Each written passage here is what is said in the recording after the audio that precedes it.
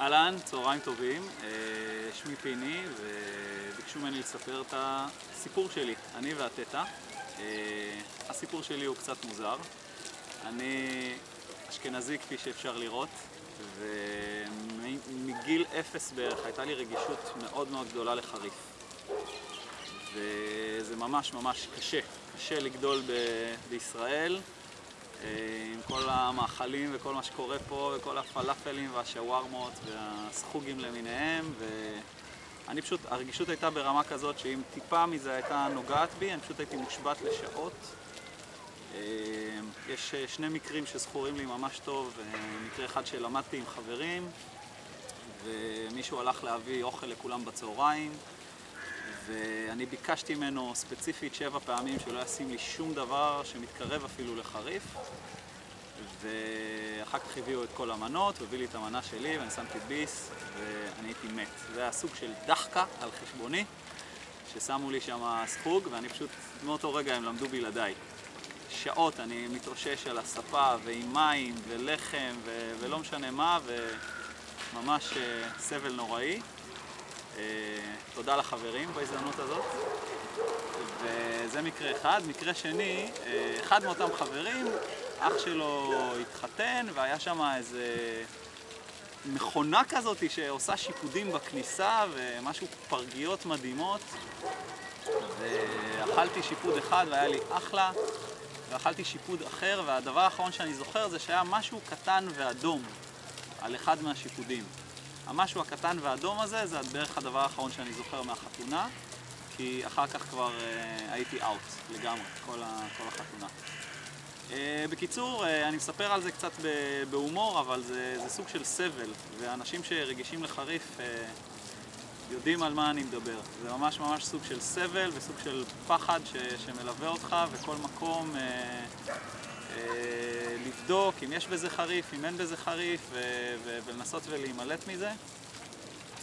זהו. ואז יום אחד שבת באו אליי כמה חבר'ה ובישלנו, ואחד מהחברים עשה איזשהו תבשיל שהוא שם בו מלא מלא חריף. היה שם שמן צ'ילי, היה שם כל מיני דברים כאלה. וכל החבר'ה אוכלים, ומה זה מריירים על זה, ואומרים שזה הדבר הכי מדהים בעולם. ולי מראש אומרים אל תיגע, אל תתקרב. ואני כזה שמח בשביל כולם שיש להם אחלה תבשיל ומתבאס בתוכי. אני לא יכול אפילו להתקרב לדבר הזה. ויאירו שהיה שם באותה ארוחה, ואז הוא אומר לי, אתה רוצה לטפל בזה? ואז אני מסתכל עליו ואני אומר לו, אתה רוצה לצחוק עליי? הוא אומר לי, לא, אתה רוצה לטפל בזה? אפשר לטפל בזה. אמרתי לו, תקשיב אחי, אתה לא מבין את המקום שלי. אני כאילו מגיל אפס אני בסבל עם הדבר הזה. זה כאילו אחד מהדברים הכי בעולם הייתי רוצה להיפטר מהם. ואני כבר קצת מכיר את יאירוש אז יש בי גם את האמונה ויש בי גם את הספק. אבל הרצון להשתחרר מהדבר הזה היה כל כך חזק שאמרתי, אוקיי, אני עכשיו הולך על זה, אני עכשיו מאמין בזה שהבן אדם הזה יכול לעשות לי טיפול ויכול לרפא אותי, יכול להוציא אותי מהדבר הזה.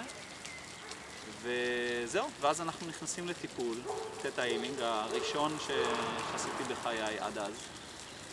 והוא אומר לי אני שואל אותו מה צריך לעשות, הוא אומר לי, אתה רק תשב, תהיה במדיטציה, תנשום, תהיה רגוע. שמתי את הידיים שלי על הידיים שלו, היה איזה סוג של מדיטציה משותפת, ואז הוא פשוט שאל אותי האם הייתי רוצה לשחרר את זה, האם הייתי רוצה לקבל את היכולת לאכול חריף ולהאכיל חריף, ועוד כל מיני כאלה שאלות מנחות. אמרתי לו שכן, ואז המשכנו בטיפול, שאני בעיניים עצומות, וגם הוא עוד כמה שאני זוכר. זהו, היה שקט מאוד מאוד גדול. הרגשתי זרמים, הרגשתי ממש שיורדים כאילו זרמים מלמעלה איכשהו, והרגשתי אותם בעמוד השדרה, וזרמים טובים כאלה בגוף.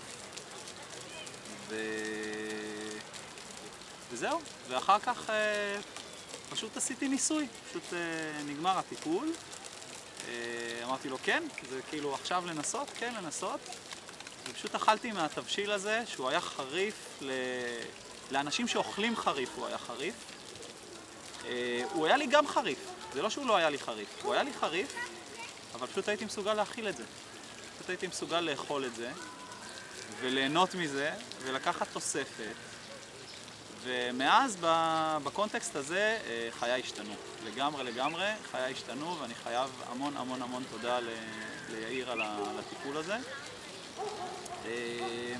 מאז אני אפילו מחפש, כלומר, אני הגעתי היום למצב כשאני אוכל פלאפל או חומוס, אני לוקח את הפלפל הירוק ואני לוקח ממנו גם איזה ביס קטן, אני אוכל סחוג במקומות מסוימים, בשווארמה תמיד אני מבקש שישימו לי סחוג בפנים, טבסקו על פיצה, אני אפילו מחפש את זה, זה אפילו נהיה מעניין מבחינתי, אז זה הסיפור שלי, מי שהייתי אז, מי שאני היום בנושא הזה של חריף, ותודה רבה ליאיר.